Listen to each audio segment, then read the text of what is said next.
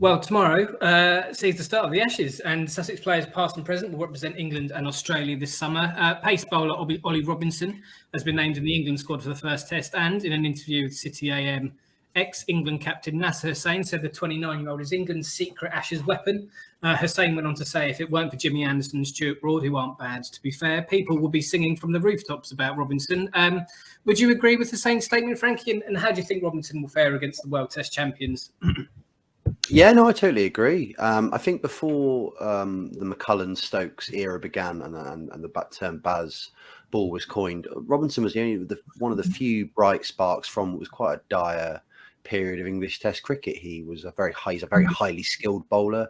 He proved that he could do it on the international stage, even though they were drubbed 4-0 in Australia. I thought Robinson played particularly well. I think he always bowled a good line and length. I think his average is 21 runs per every Test wicket, which is a fantastic return. And so I think I think every right to be seen as one of the bright sparks of what could be a monumental Ashes, could make him as an Ashes player and make him as an England legend this summer.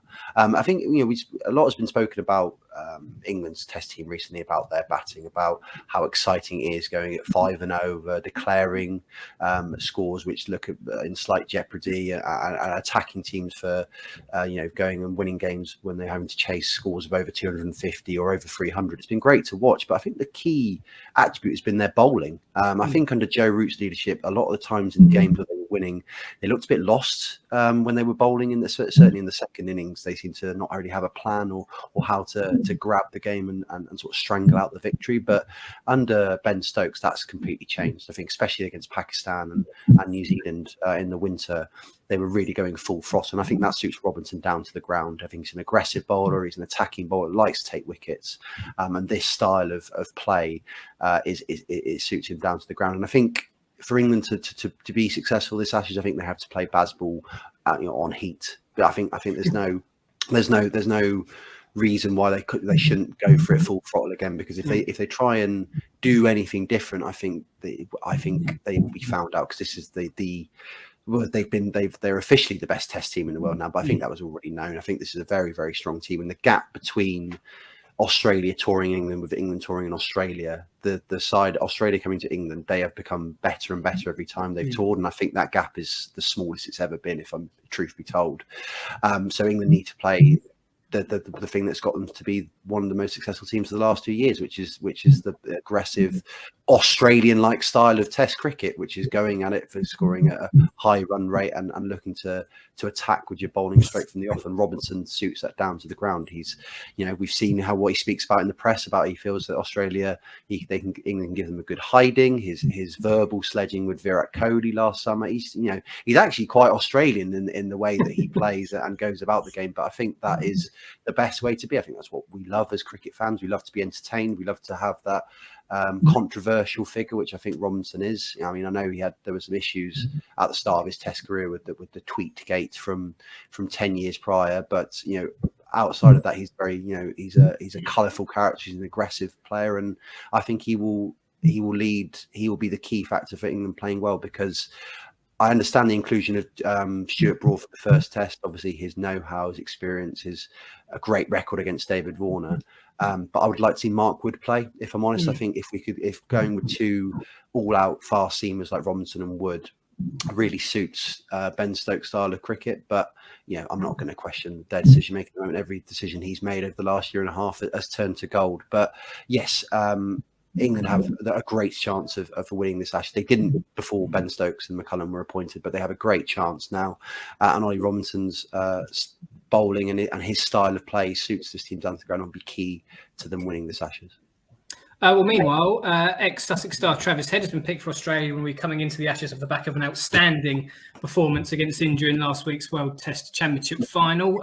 Head was named player of the match following his explosive 174 ball, 163 in Australia's first innings. Head also has previous against England too, scoring 101 in the first innings of Australia's 146-run win in the fifth Ashes Test match in Hobart. Head failed to fire, though, while at Sussex, scoring just 183 runs in 11 county championship innings in 2021. But he seems to have fast become a valuable asset for Australia. Is he another player that we need to be wary of this summer, Mark? Yeah, I think so. I mean, you called him ex-Sussex star. That's quite a stretch calling him a star at Sussex, isn't it? He was. I don't think I've ever been so disappointed by an overseas player at Sussex. Incredible. But his form in Test matches has been incredible. And I was having this conversation with my brother, who might dislike the Australians more than you, Matt.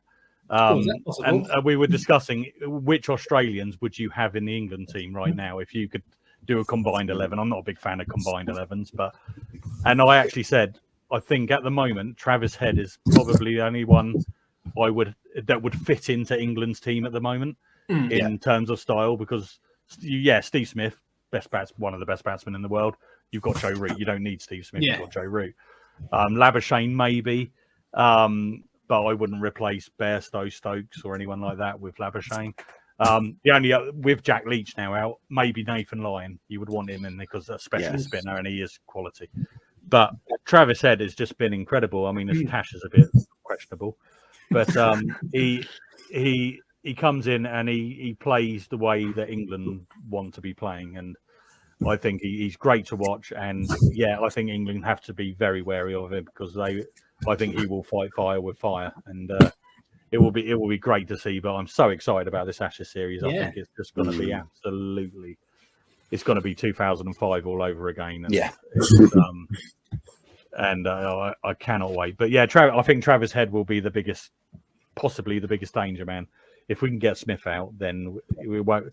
If we get Smith and Labuschagne out, you think, all right, we're on top now. And then Head comes in and hits his 100 off 100 balls. And we've got to be wary. So I'm assuming, like you said, like Frankie said, every decision Ben Stokes and Brendan McCullum have been perfect so far. They'll have a plan for Travis Head, I'm sure, and Ollie Robinson, I imagine, is part of that because he is such a skilled player and he will know Travis Head from his Sussex days. So they'll be pulling on that experience, I'd hope, to try and work out how to get him out early. But it's going to be fascinating, and I know we're going to do score predictions in a minute, so I won't preempt you with that. Oh no, go ahead. How do you see it going? What are you predicting for a score, Mark? I was going to call it Steve Bone Score Prediction Corner, but we might call it Steve War Score Prediction Corner. I think England will win. I made a brave, because somebody asked me this the other day, and I made a brave 3-0 prediction, and Australia would scrape a couple of draws. But I just can't see there being a draw. I just think both teams will be going for it. So I'm gonna go 3-2 England. I think it will be an absolute thriller. I think Australia will win at least one test. And it might be early on, and that might fire England up a little bit. But I'll go 3-2 England. Why not? Frankie, how do you see it going? Yeah, I'm with Mark. This is A, with the weather, and B, with the two teams that are playing. I can't see a draw taking place. I don't think it's in either team's nature. The thing that has given me a bit more fear is Australia's performance against India last week. They played excellently. Like I said, I don't think the English conditions thing can be in England's favour anymore. I think Australians are very well suited to playing in England, especially obviously we know Steve Smith's record in England from the last Ashes series, and also Labuschagne was very good in England last time, and obviously Travis Head's record everywhere at the moment has been incredible. So this is probably the best batting lineup Bazball's come up against. So I think if England's bowling lineup can play as well as they have done on recent series, I think it will be an England win. I think it will be a 3-2 England win. I think Edgbaston, the first day, how that toss goes and how England bowl in that first test will really give us an insight into how they will play the whole summer. Because if Australia get on top, it could be difficult. Derren, how do you see it going? Yeah, I can see England coming out on top. I think this is what they've been building towards since McCullum's taken over. When he was appointed, England were, no one wanted to watch them, did they? They were just so poor, and he's implemented a sort of a style of play that's come about so quickly. The transition has been so fast, and I think this is now what they've been building towards. And I can't see them taking a back step in this one. I think they're just going to go, as Frankie said, they're going to be at full throttle. They're not going to rein it back at all.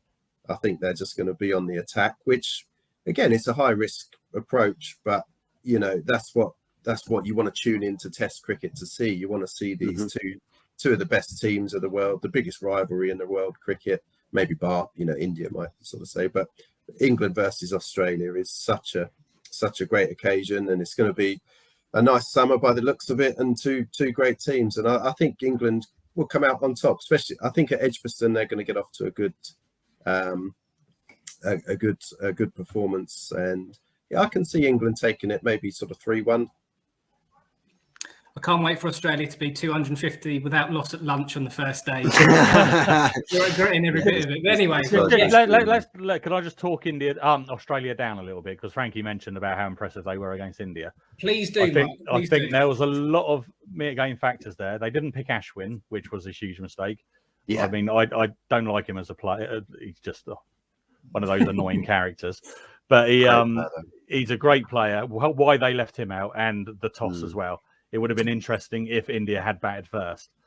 And yeah, because the sun came out very quickly that day, didn't it? And if Kohli was there on the first day, he could have been 130 not out at the end of the first day.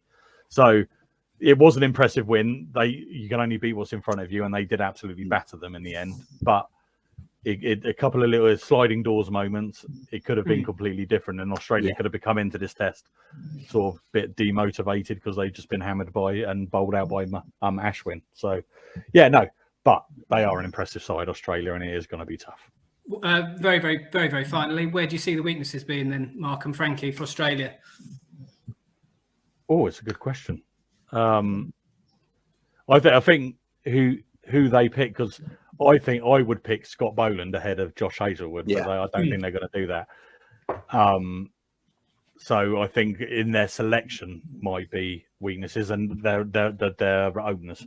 I mean, David Warner hopefully will. Yeah. He's not in form at all. Khawaja, he didn't look too good against India. So never played well in England either, Khawaja. No, exactly. Yeah, it's that swinging ball. You'd like to think that Jimmy they'll both be rabbits for Jimmy and Stewart and Ollie Robinson as well. So if they can get those early, get Steve Smith in and Labuschagne in as early as possible and put them under pressure early, I think that's where their weakness could be. Is Moeen Ali going to play at Edgbaston? He'll start. He will start. Yeah. So I think they will target him, won't they, Frankie? I think. Yeah. I think that's the thing. Is the other issue that England haven't been able to fix yet with Bazball is the Nathan Lyon factor. I think his having not only a good spinner, a world-class spinner on your side, it has been a huge factor in recent years. And England haven't seemed to have that since Graham Swan. And Moeen Ali is he is a brilliant asset. He's a big game player as well. And I think, England he has been a reliable source for England for years, but he isn't the same level as Lyon, especially not at the age he is now. So that will be a huge factor. And I also think the big factor will be the fact that Ben Stokes can't bowl. Obviously he's been struggling. They've been saying he has been bowling in the net at Edgbaston this week. Will he be able to bowl in the first test? It's unlikely, but he is a match winner, both with the ball and the bat. And the fact that he can't bowl means they'll be more reliant on Anderson and Broad, which, as great as they are not young players. So I think the players like Robinson, like Ali, if Stokes can bowl, those players being able to support Anderson and Broad will be pivotal, because if Australia do manage to stay in for a long period of time, having to rely on those bowlers to bowl more overs because Stokes can't could lend to Australia running away with it. So those are the key battlefields, I think, for the first test. I must admit, without meaning to drag it on any longer, I was a little bit apprehensive about Moeen Ali coming back into the England team, because I do seem to remember him being absolutely smacked around by Australia.